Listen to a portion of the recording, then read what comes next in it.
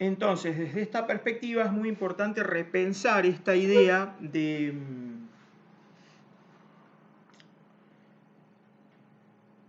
generaciones de derechos. Las generaciones de derechos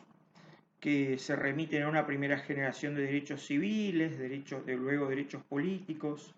derechos económicos y sociales y derechos según las clasificaciones de tercera o cuarta generación de interés público, al medio ambiente sano, al desarrollo, etcétera, nos dan una idea, como decía, evolutiva del surgimiento de problemas que se agregan sobre una a priori, una figura básica de subjetividad de la persona humana que se va como, a la que se van como agregando una lista de derechos y esto también facilita que estos derechos agregados se consideren accesorios al núcleo esencial individualista de derechos básicos o fundamentales de la persona humana. Esto ya no puede sostenerse desde las propias premisas del derecho internacional de los derechos humanos, que sostiene que todos los derechos son iguales, son indivisibles y son interdependientes, que la afectación de una categoría de derechos económicos y sociales repercute en los derechos civiles y políticos, por ejemplo, y viceversa. Y pensando desde nuestra historia, desde nuestro contexto, contextualizando una historia de los derechos humanos en el sur global y específicamente en América Latina, sabemos que no hay generaciones de derechos, sino que hay generaciones de problemas y de necesidades a resolver en contextos coloniales y postcoloniales como son los de América Latina y el sur global. Tal vez una primera cuestión tenga que ver con la contradicción entre derechos de autodeterminación de los pueblos y las realidades fácticas de heterodeterminación. Y sabemos también entonces que aquí han existido y existen, no son meros datos del pasado, formas a veces muy sutiles, muy capilares en su implantación simbólica y discursiva en las sociedades, de racismo que en el pasado ha sido abiertamente biológico, pero que tiene también manifestaciones culturales y manifestaciones epistémicas. De ahí la importancia de una educación intercultural en derechos humanos como una herramienta de programas y acciones que apunten contra las formas de racismo que existen y discriminación en distintos sentidos que existen en nuestras sociedades. Es en este marco que Victoria me ha pedido que desarrolle entonces algunas pautas básicas, descriptivas de el derecho internacional, especialmente el regional, y las fuentes nacionales de los derechos humanos de los pueblos originarios. Así que yo empezaría por enumerar las fuentes normativas de estos derechos. En primer lugar, el artículo 75, inciso 17 de la Constitución Nacional y los tratados vinculados que tienen jerarquía constitucional por el artículo 75, inciso 22. En especial, la Convención Americana de Derechos Humanos o Pacto de San José de Costa Rica, porque vamos a trabajar algunos de los principales derechos de los pueblos originarios a partir de la jurisprudencia y las opiniones consultivas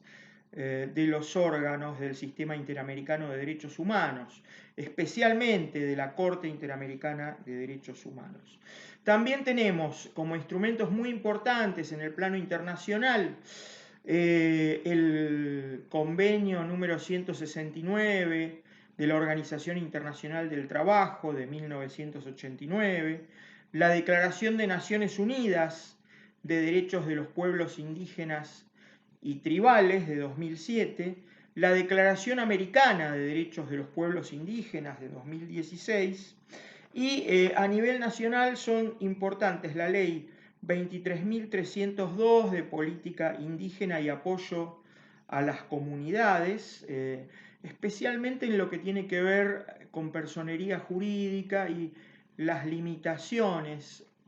que establece a la luz de los instrumentos internacionales, la propia Constitución Nacional, sobre el derecho de propiedad comunitaria que tienen los pueblos indígenas sobre sus territorios. Porque allí la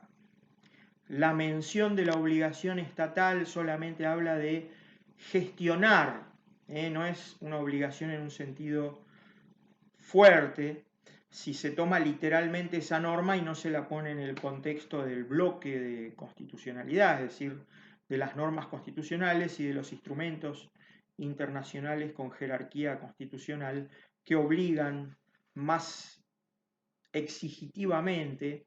al Estado argentino a reconocer este derecho fundamental de vinculación especial de los pueblos originarios con sus territorios. Y la ley 26.160, que es la ley de emergencia en materia de posesión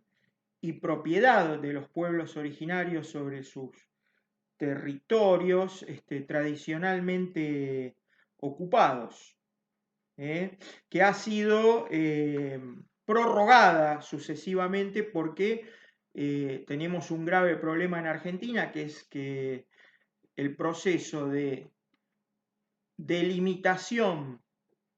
y de titulación de los territorios de los pueblos originarios está en muchas regiones del país detenido, postergado e incluso obstaculizado por poderes públicos y poderes privados. Y el Código Civil y Comercial reconoce también el derecho a la propiedad comunitaria de los pueblos originarios sobre sus territorios, pero delega a la legislación la reglamentación del derecho. Lo primero sería definir quiénes son los sujetos de estos derechos humanos de los cuales estamos conversando. Los pueblos indígenas se definen a partir de elementos objetivos y subjetivos. Los elementos objetivos tienen que ver con la historia, haber sido sometidos a procesos de conquista o colonización, tener una conexión territorial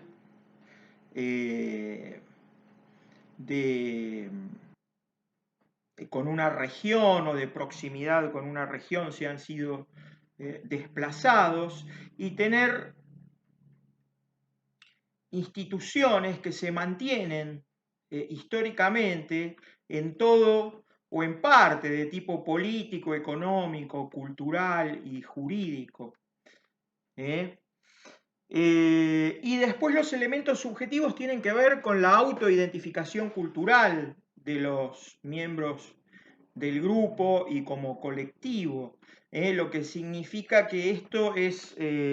un hecho histórico-social que hace parte de su autodeterminación, de su autonomía, y debe ser la propia comunidad la que establezca su nombre, su composición, su etnia, sin que el Estado u otros actores externos obstaculicen o intervengan en estas definiciones de procesos de identificación comunitaria. Esto lo ha dicho la Corte Interamericana de Derechos Humanos en el caso Jacmok Kasek versus Paraguay, de 2010 en el párrafo 37 de esa sentencia. Y los pueblos tribales, porque normalmente se adjetivan los derechos de estos pueblos como de los indígenas y o tribales. Los pueblos tribales no son indígenas a la región que habitan, pero comparten tradiciones sociales, culturales, económicas, diferenciados de otros sectores de la comunidad nacional y también un proceso de arraigo, de identificación con un territorio ancestral. Se regulan en parte por sus propias costumbres, normas y tradiciones. Esto lo ha dicho la Corte Interamericana de Derechos Humanos en el caso Saramaca contra Surinam de 2017. Un ejemplo pueden ser las poblaciones afrodescendientes del Pacífico colombiano.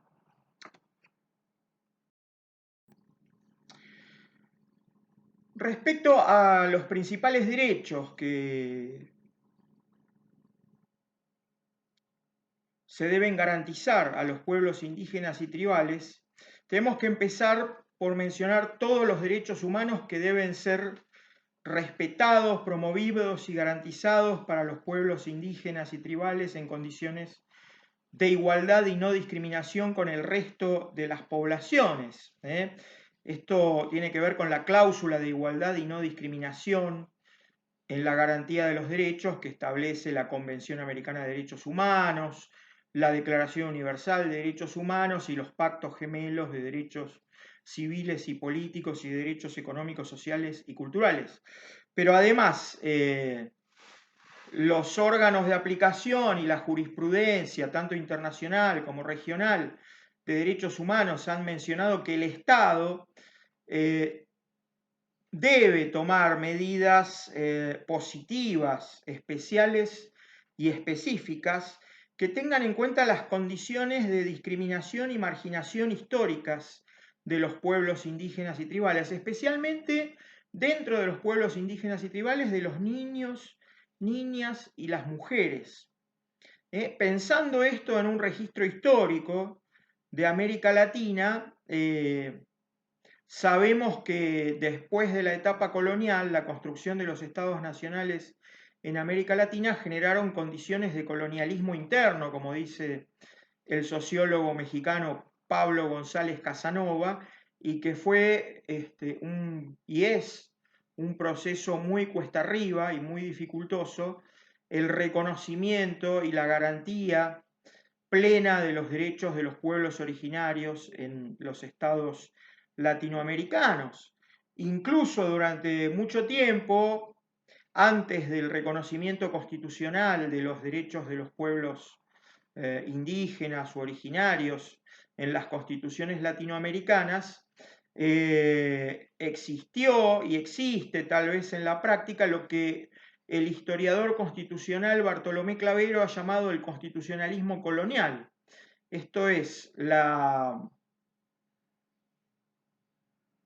el silenciamiento acerca de los derechos de los pueblos originarios o su consideración desde posiciones de paternalismo y perfeccionismo moral y cultural. De este constitucionalismo colonial, como lo adjetiva Clavero, era un ejemplo nuestra Constitución de 1853-60, que en el artículo que antecede al actual 75, inciso 17, que es el donde por primera vez a nivel constitucional se reconocen en el Estado federal los derechos de los pueblos originarios, establecía un artículo que decía que el Estado frente a los pueblos indígenas debía asegurar las fronteras, tratar de tener un trato pacífico y promover su conversión al catolicismo. Entre los derechos fundamentales de los pueblos indígenas y tribales está el derecho al reconocimiento de la personería jurídica que se ejerce en forma colectiva, es decir, el reconocimiento es el reconocimiento del pueblo como un todo. Y ha dicho la Corte Interamericana de Derechos Humanos que esta es una de las medidas especiales que se debe proporcionar a los pueblos indígenas y tribales y que es consecuencia natural del reconocimiento del derecho que tienen los miembros de los grupos indígenas y tribales a gozar de ciertos derechos de forma comunitaria. Esto lo ha dicho en el caso Saramaca contra Surinam. Pero este reconocimiento estatal, este deber de reconocimiento estatal de la personería, de la personalidad jurídica de los pueblos originarios, tiene un efecto meramente declarativo, no es constitutiva de la existencia de los pueblos, de las comunidades y sobre todo del ejercicio tradicional de sus autoridades. También la Corte Interamericana ha dicho que se trata de un derecho autónomo de las comunidades y instrumental, es decir, que es necesario, que es esencial para el ejercicio de otros derechos de los pueblos y las comunidades. Y ahora entramos en lo que tal vez sea el derecho fundamental de los pueblos originarios, de los pueblos indígenas y tribales, a su relación especial con el territorio, que a su vez se puede analizar desde distintos planos. En primer lugar, este derecho de los pueblos sobre sus territorios, que está reconocido a nivel constitucional en el convenio 169 de la OIT, en la Declaración de Naciones Unidas sobre pueblos indígenas y tribales, en la Declaración americana sobre derechos de los pueblos indígenas y tribales, y que por vía de interpretación ha sido reconocido también en la aplicación del Pacto de San José de Costa Rica o Convención Americana de Derechos Humanos por la Corte Interamericana de Derechos Humanos a partir del célebre caso o sentencia Comunidad Mayagma Aguas Tigni contra Nicaragua del año 2001. Es fundamental. Según la Declaración de Naciones Unidas, en su artículo 26, segundo párrafo, los pueblos indígenas tienen derecho a poseer, utilizar, desarrollar y controlar las tierras, territorios y recursos que poseen en razón de la propiedad tradicional u otra forma tradicional de ocupación o utilización, así como aquellos que hayan adquirido de otra forma. Y en la Declaración Americana, en su artículo 25, se establece que tienen derecho a las tierras, territorios y recursos que tradicionalmente han poseído, ocupado, utilizado o adquirido. Como dije, los órganos del sistema interamericano desde Comunidad Mayagma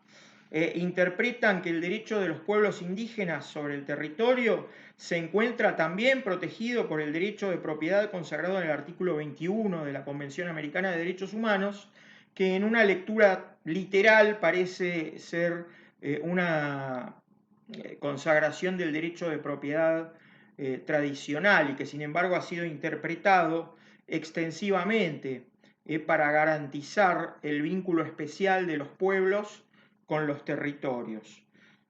Hay una relación especial con los territorios ancestrales, con los territorios de los cuales tienen conciencia histórica de pertenencia y de acceso, aunque hayan sido desplazados de ellos por procesos de colonialismo interno, de exclusión o discriminación social, de apropiación de sus territorios, porque estos territorios ancestrales hacen a su propia existencia y a su propia identidad,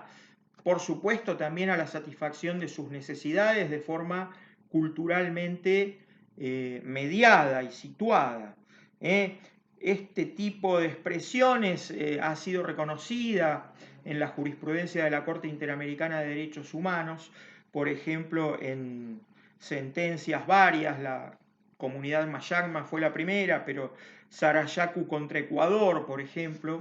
también hace este reconocimiento. Y el reconocimiento específicamente tiene que ver con este componente de la forma comunal de propiedad,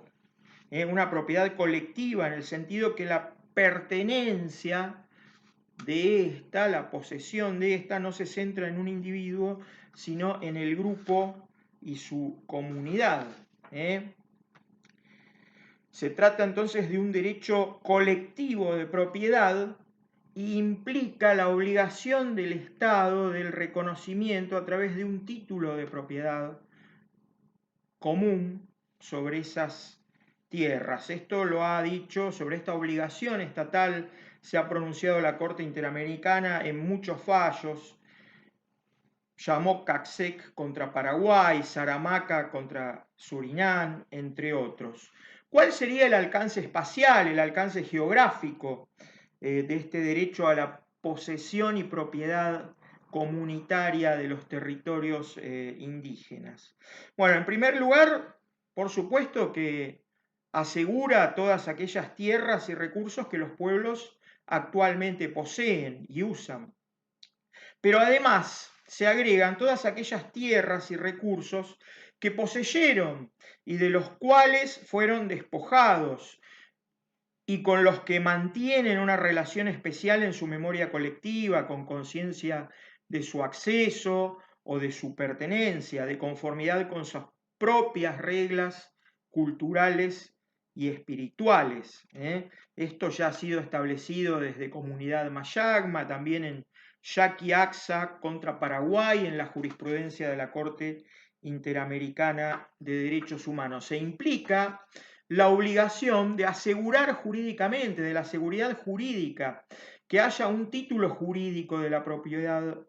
comunitaria de la tierra de pueblos indígenas y tribales, que debe ser reconocido en la práctica y en el derecho para dotar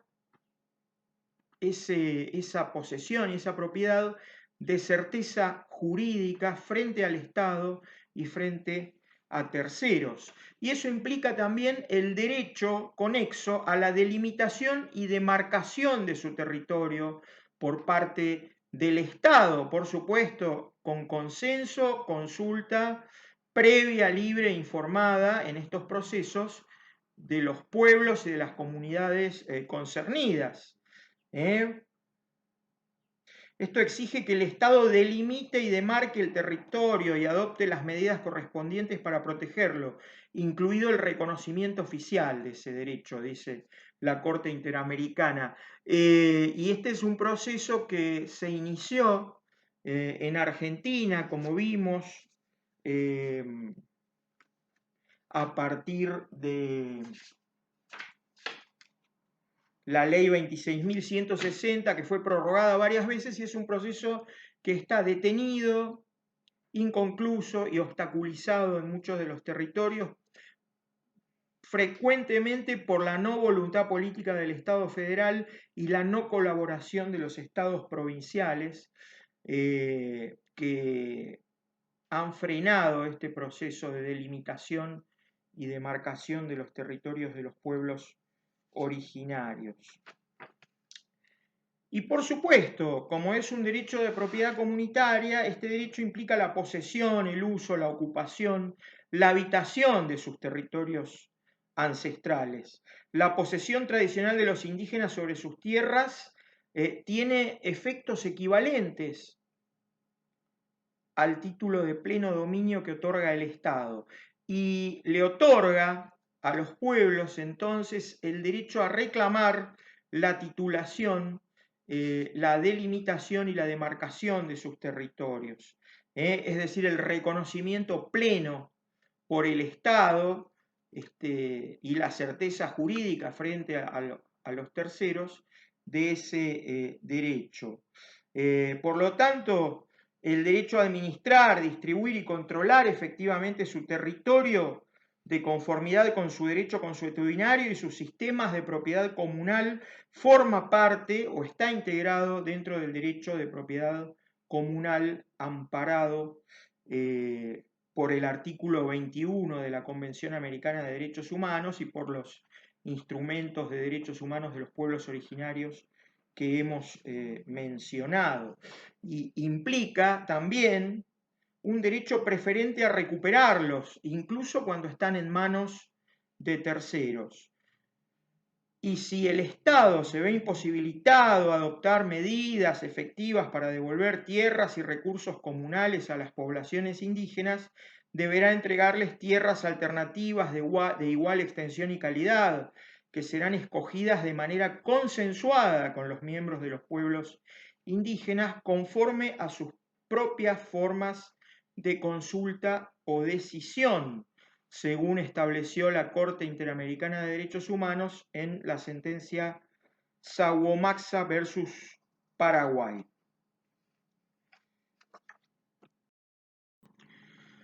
Pero toda esta riqueza que ha ido tomando a partir de la jurisprudencia de la Corte Interamericana de Derechos Humanos y de sus opiniones consultivas o funciones consultivas también de la Comisión Interamericana, y los informes, en mi opinión, no alcanza a hacer justicia a la dimensión intercultural de los derechos de relación especial de los pueblos originarios con sus territorios, porque aquí se juega una cuestión muy importante que tiene que ver con los procesos de identificación cultural, es decir, la existencia de los propios pueblos tiene que ver con ese vínculo que no solamente es un vínculo de satisfacción de las necesidades económicas, culturalmente mediadas, sino que fundamentalmente es un contexto de cosmovisión. El territorio me parece un término más adecuado que la tierra, que la posesión y que la propiedad, que son aspectos específicos, porque la relación especial con el territorio asegura la cosmovisión de los pueblos originarios, que se da a través de comunidades que son comunidades de vida, circuitos de vida de vivientes humanos y no humanos que forman comunidades morales en la espiritualidad de los pueblos originarios y que hace a su identidad y a su continuidad como existencia cultural y material. Y tiene que ver entonces también con ontologías, decía, de tipo relacional, con una cultura histórica que no se vincula con el ser como la cultura occidental o con los acontecimientos como en la cultura judeo-cristiana, ¿no? Ser en la cultura filosófica greco-latina clásica y acontecimientos en la narrativa histórica escatológica de las culturas judeo-cristianas son recibidas en el proceso de colonización y se misturan con las cosmovisiones de los pueblos originarios, que son cosmovisiones de vinculación material y espiritual con la tierra y con los entes vivos no humanos y con entes no vivos, que forman comunidades morales más complejas y eso hace a la propia identidad. Es un estar en la tierra, un estar siendo, como decía Rodolfo Kusch, que cambia totalmente la idea del pensamiento como disciplina científica occidental en el plano filosófico, ¿no? Sino que implica ver que los núcleos ético-míticos de nuestros pueblos originarios tienen, y sus narraciones, tienen profundas connotaciones morales de vinculación con la naturaleza y con los vivientes no humanos de las que tenemos que aprender porque somos nosotros los que hemos degradado la relación con la naturaleza, con la madre naturaleza y con la tierra, y no los pueblos originarios. Y ver que ese es uno de los puntos flojos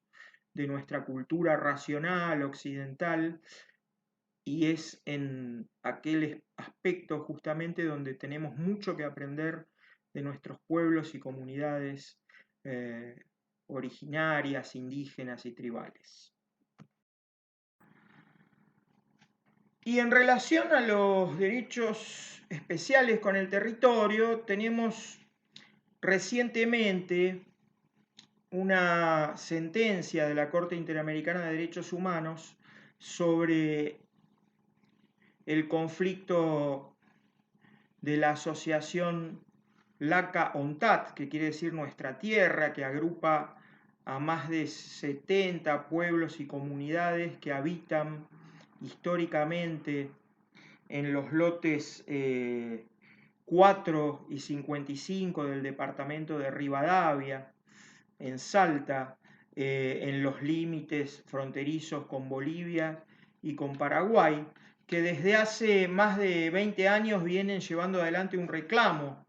de la titulación comunitaria de esas tierras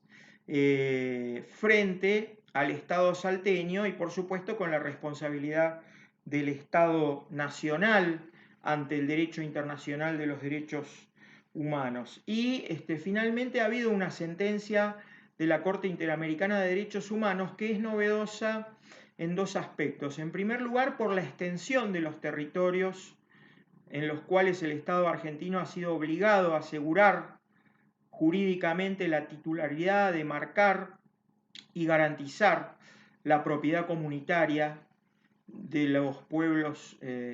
originarios allí, que son 400.000 hectáreas. Y en segundo lugar, también es novedosa porque por primera vez la Corte Interamericana de Derechos Humanos, en este caso, ha desarrollado obligaciones del Estado argentino a garantizar derechos conexos al medio ambiente sano, a la alimentación, al agua potable y saneamiento y a la identidad cultural, derechos vinculados al artículo 26 de la Declaración de la Convención Americana de Derechos Humanos, que es la que genéricamente menciona los derechos económicos, sociales y culturales. Es novedoso porque allí la Corte Interamericana, por una parte, ha desarrollado cada uno de estos derechos en relación a las obligaciones del Estado y después los ha puesto en relación, en interdependencia, especificándolos en sus características y exigencias con respecto a los pueblos indígenas para el caso LACA-ONTAT. Así que es un fallo muy notable que les vamos a agregar a toda la bibliografía del curso. En el caso LACA-ONTAT, la propiedad comunitaria había sido reconocida por el Estado salteño después de una sentencia de la Corte Suprema de Justicia de la Nación del año 2004, que se conoce normalmente por el mismo nombre, LACA-ONTAT, que obligaba o que emitía un mandato para el Poder Judicial salteño en ese sentido, y después de un amparo de la asociación LACA-ONTAT en 2007, el Estado salteño emitió un decreto reconociendo la propiedad comunitaria, pero a continuación hubo una omisión de las obligaciones estatales, según la Corte Interamericana, de asegurar jurídicamente, de brindar seguridad jurídica para el ejercicio pacífico y eficaz del derecho de propiedad comunitaria, es decir, no se le dio un título jurídico que le dé seguridad jurídica común sobre el territorio y que abarque todo el territorio, y se permitieron actividades de grupos de familias criollas asentados allí, de ganadería, cercamiento y tala ilegal o deforestación ilegal de los bosques nativos, que además sirvieron para contaminar y para impedir el libre tránsito y actividades que tienen que ver con las formas tradicionales de alimentación y de acceso y del acceso al agua de los pueblos allí históricamente asentados. Además se hicieron obras como un puente internacional, por ejemplo, sin el debido proceso de consulta en forma adecuada, libre, informada y previa a los pueblos y comunidades originarias de acuerdo a los estándares que en numerosos casos, por ejemplo, Sarayaku contra Ecuador, ha fijado la Corte Interamericana de Derechos Humanos para estos procesos de consulta. También es importante en relación al derecho de propiedad comunitaria la sentencia porque la Corte establece allí que la Argentina está en deuda con la adopción de medidas legislativas que garanticen el derecho a la propiedad comunitaria de la tierra. La ley de política indígena establece que el Estado tiene que hacer gestiones en ese sentido con un lenguaje por demás ambiguo y flojo desde el punto de vista del establecimiento de obligaciones estatales fuertes, y la ley de emergencia de la posesión y propiedad, que se prorrogó varias veces, todavía no ha terminado de establecer la delimitación y titulación de los territorios, y es una ley de emergencia, por lo que pasada la emergencia se supone que siguen los mecanismos normales. El Código Civil y Comercial, como vimos, delega en la legislación reglamentaria el establecimiento de los procedimientos para asegurar jurídicamente los títulos de propiedad comunitaria y hacerlos efectivos frente a terceros, por lo que muy bien allí la Corte Interamericana ha señalado que el Estado argentino está en mora en este sentido y que tampoco ha asegurado entonces un procedimiento judicial en un plazo razonable para asegurar estos derechos dado el tiempo transcurrido. Pero lo más interesante tal vez es que en este fallo por primera vez la Corte analiza en forma autónoma, derivándolos del artículo 26 de la Convención Americana de Derechos Humanos y del Protocolo de Derechos Económicos, Sociales y Culturales de San Salvador, los derechos al medio ambiente sano, a la alimentación adecuada, al agua y a la identidad cultural. La Corte Interamericana de Derechos Humanos los analiza en forma autónoma en su interdependencia, pero también de conformidad a sus especificidades en relación a los pueblos indígenas. Allí en la sentencia que ustedes van a tener en la bibliografía y recomendamos que la lean, la Corte en primer lugar analiza estos derechos desde los instrumentos de derechos humanos regionales, la Carta de Derechos de la Organización de Estados Americanos y la Declaración Americana de Derechos y Deberes del Hombre, y especialmente desde el Pacto Internacional de Derechos Económicos, Sociales y Culturales y las observaciones generales de su comité de aplicación, el comité DESC. Y después hace un análisis de su conglobación, de su interrelacionalidad en relación a las necesidades específicas de los pueblos originarios, de los pueblos indígenas, aplicándolos a este caso. Y allí dice que la deforestación ilegal, las actividades de ganadería bovina, los procesos de cercamiento o de alambrado por parte de las poblaciones criollas asentadas en los territorios, afectaron bienes ambientales, incidiendo en el modo tradicional de alimentación y en su acceso, el acceso de las comunidades, de los pueblos al agua. Por lo tanto, alteraron la forma de vida indígena sin su consentimiento previo, informado y libre, y por lo tanto afectaron su derecho a la identidad cultural. Así que bueno, tendría mucho más que decir sobre esto, pero no quiero extenderme porque esto ya es muy, muy largo. Es muy interesante. En la condena al Estado argentino en la parte sobre reparaciones de la sentencia, condena al Estado argentino a reparar esta situación con la mayor celeridad posible, dándole un plazo máximo de 6 años. Le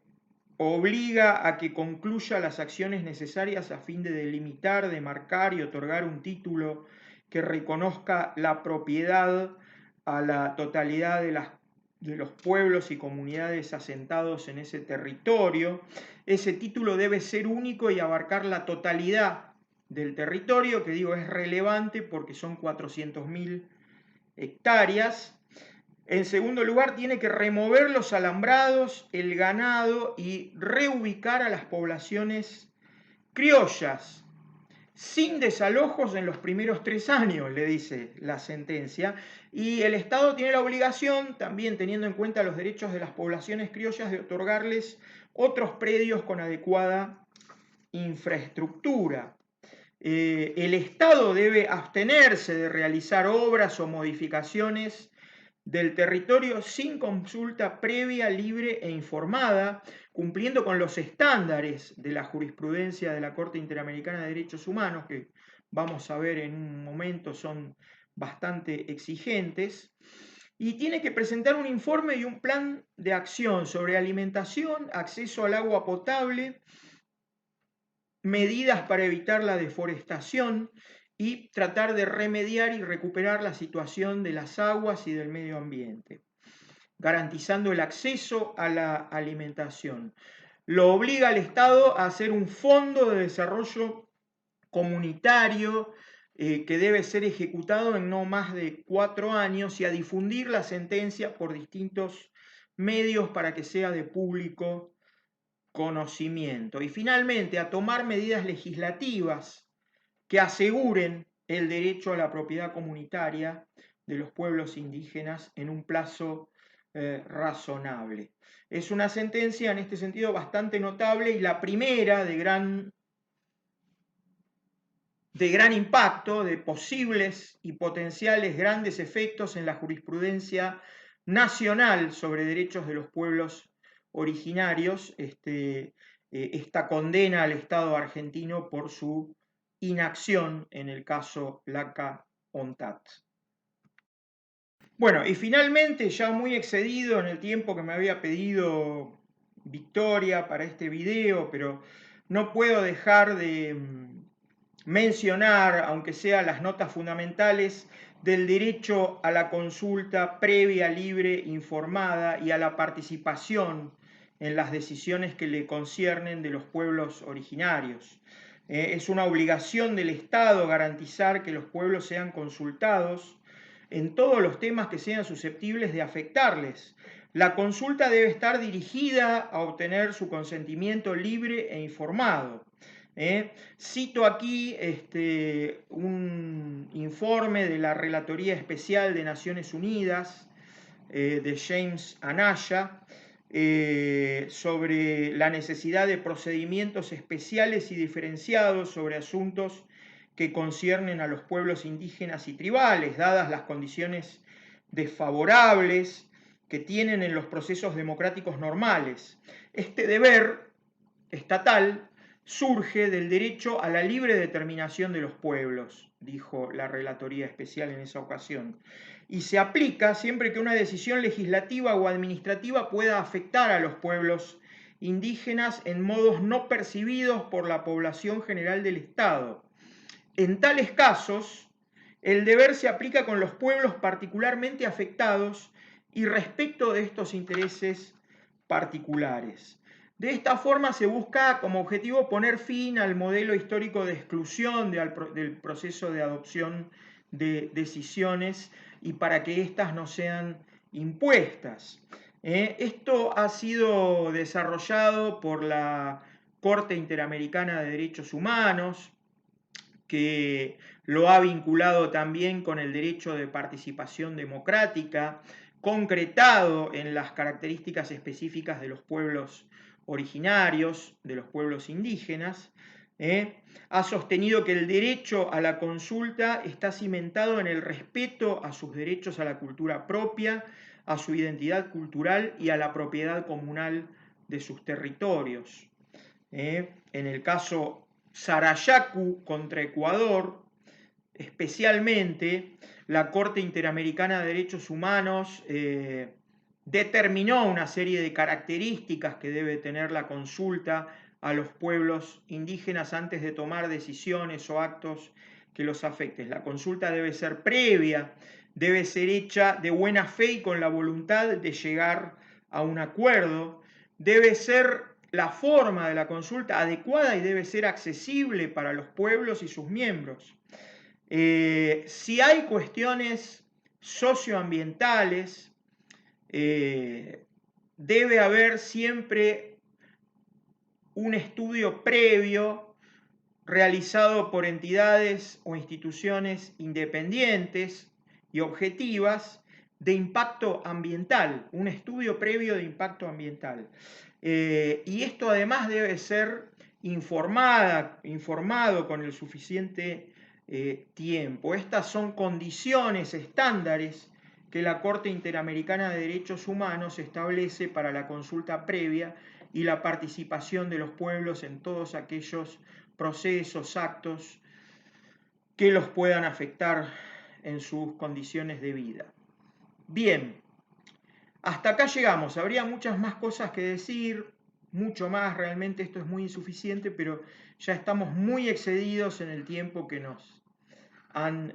otorgado y en todo caso les remitimos a la bibliografía que van a tener disponible en este curso. Muchísimas gracias a todas y todos.